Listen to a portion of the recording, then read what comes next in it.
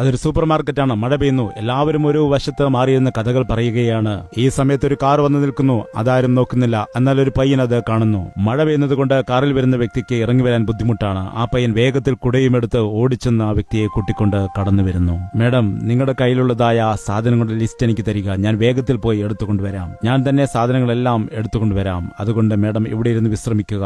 അവർ അതിശയിച്ചുപോയി. ആദ്യമായിട്ടാണ് സൂപ്പർ മാർക്കറ്റിൽ ചെന്നപ്പോൾ ഇങ്ങനെയൊരു അനുഭവം. ആ പയ്യൻ വേഗത്തിൽ ചെന്ന് ആവശ്യമുള്ള സാധനങ്ങൾ തിരഞ്ഞെടുക്കുന്നു. സാധനങ്ങളെല്ലാം ട്രോളിയിലാക്കി അവസാനം ബില്ലും അടപ്പിച്ചു. 13,500 രൂപയാണെന്ന് പറഞ്ഞു. മേഡം, എഴുന്നേൽക്കേണ്ട കാര്യമില്ല, ഞാൻ തന്നെ പോയി അടയ്ക്കാമെന്ന് പറയുന്നു. പണം വാങ്ങിക്കൊണ്ടുപോയി ബില്ലടയ്ക്കുന്നു. ബാക്കി പണം കൊടുക്കുന്നു. മേഡം, ഈ കുടയുമായിട്ട് മുൻപോട്ട് പോവുക. കാറിൽ പോയി ഇരിക്കുക. സാധനങ്ങളെല്ലാം പാക്ക് ചെയ്ത് ഞാൻ തന്നെ എടുത്തുകൊണ്ട് വന്നുകൊള്ളാം. അവൻ സാധനങ്ങളെല്ലാം ചുമന്നുകൊണ്ടുപോയി കാറിൽ വെച്ചിട്ട് താങ്ക് യു പറഞ്ഞു. അവർ അതിശയിച്ചുപോയി. പിന്നീട് അതേ സൂപ്പർ മാർക്കറ്റിലേക്ക് ഒരു ഓർഡർ വരികയാണ്. ഏകദേശം 10 ലക്ഷം രൂപയുടെ ഓർഡർ ആയിരുന്നു. അതിലൊരു ലെറ്റർ ഉണ്ട്. ആ ലെറ്ററിൽ ഇങ്ങനെ എഴുതിയിരിക്കുന്നു: ഈ സാധനങ്ങളെല്ലാം ഇന്ന ഫാക്ടറിയിലേക്ക് അയക്കണം. അതേപോലെ നിങ്ങളുടെ ഷോപ്പിൽ ജോലി ചെയ്യുന്നതായ രമേശ് എന്നു പേരുള്ളതായ ആ വ്യക്തിയുടെ കയ്യിൽ മാത്രമേ ഇത് കൊടുത്തുവിടാവുള്ളൂ. അതുമാത്രമല്ല, ആ പയ്യനെ ഇനി മുതൽ ഞാൻ എന്റെ കമ്പനിയിൽ തന്നെ ജോലിക്ക് വേണ്ടി നിയമിക്കുകയാണ്. അവൻ ഇവിടെ ആയിരിക്കും ജോലി ചെയ്യുന്നത്. ഇത് നിങ്ങൾക്ക് ഇഷ്ടമാണെങ്കിൽ മാത്രം സാധനങ്ങൾ കൊടുത്തുവിടുക. ഇല്ലെങ്കിൽ സാധനങ്ങൾ ആവശ്യമില്ല. 10 ലക്ഷം രൂപയുടെ ഓർഡർ ഈ പയ്യന് വേണ്ടി എന്തിനു നഷ്ടപ്പെടുത്തണം എന്ന് വിചാരിച്ചുകൊണ്ട് പെട്ടെന്ന് തന്നെ ട്രക്ക് വിളിക്കുകയും സാധനങ്ങളെല്ലാം ഓർഡർ അനുസരിച്ച് കയറ്റിയ പയ്യനെ കൂട്ടി അയക്കുകയും ചെയ്യുന്നു.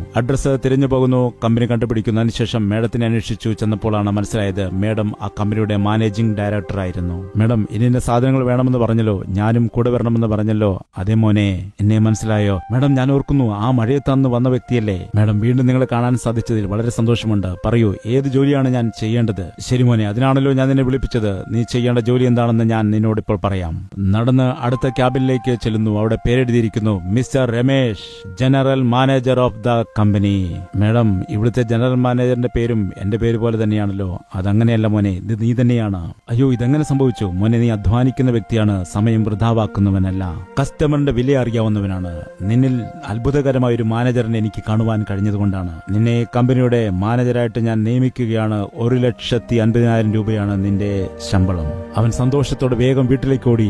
അമ്മ പറഞ്ഞത് എത്ര ശരിയാണ്. ചെറിയ ജോലിയാണെങ്കിലും വിശ്വസ്തയോടെ ചെയ്യുകയാണെങ്കിൽ ദൈവം കാണുകയും നിന്നെ ഉന്നതമായ സ്ഥാനത്തേക്ക് കൊണ്ടുപോകുമെന്നും അന്ന് അമ്മ എന്നോട് പറയുവാനിടയായില്ലേ? അതുപോലെ തന്നെ സംഭവിച്ചു. ആ അമ്മ പറഞ്ഞു: മോനെ, ബൈബിളിൽ പറയുന്നുണ്ട്, നിനക്ക് ലഭിച്ചതായ പ്രവൃത്തികളെ നീ വിശ്വസ്തയോടുകൂടെ ചെയ്യുക എന്ന്. എങ്കിൽ തക്ക സമയത്ത് ദൈവം നിന്നെ ഉയർത്തുവാനിടയാകും. നീ പ്രതീക്ഷിച്ചത് സംഭവിക്കാതെ അപ്രതീക്ഷിതമായത് നടക്കുന്നു എന്ന് പറഞ്ഞുകൊണ്ട് നിനക്ക് ലഭിച്ചതായ ഉത്തരവാദിത്തങ്ങളെ ഉപേക്ഷയായിട്ട് കാണുകയാണെങ്കിൽ നീ തകർന്നു പോകുവാനിടയാകും. ഈ റീൽ നിങ്ങൾക്ക് ഇഷ്ടമാണെങ്കിൽ അനേകം ആളുകളിലേക്ക് നിങ്ങൾ ഷെയർ ചെയ്യുക. അതേപോലെ തന്നെ കമന്റും ചെയ്യുക.